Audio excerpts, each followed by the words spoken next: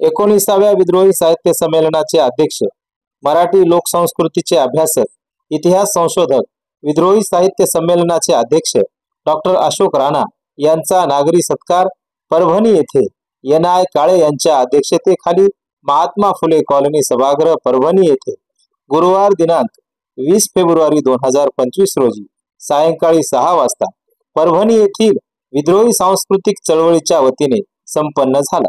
यावेळी प्रमुख पाहुणे म्हणून प्राचार्य doctor Suresh Sadavarte, advocate Sunil Saundarmal, doctor Bhagwan Dutmal, Premanand Bansode, प्राध्यापक डॉक्टर सुरेश हिवराळे, प्राध्यापक डॉक्टर आनंद इंजेगावकर, उद्योजक मिलिंद सावंत, डॉक्टर प्रकाश डाके, डॉक्टर भीमराव खाडे, गौतम मुंडे, प्राध्यापक नितीन लोहट यांची उपस्थिती होती।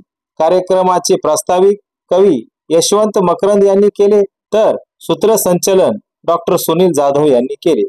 प्राचार्य डॉक्टर विठ्ठल घोले, प्राध्यापक डॉक्टर सुरेश शेळके, सुहास ठोंबरे, रवी पंडित, सुनील ढवळे, प्राध्यापक सावित्री चितळे, संजीव अडागळे, दीप लोंढे, प्राध्यापक अरविंद लोणकर, प्राध्यापक चंद्रकांत गांगुर्डे, अर्जुन पंडित यांनी कार्यक्रम यशस्वीतेसाठी प्रयत्न केले।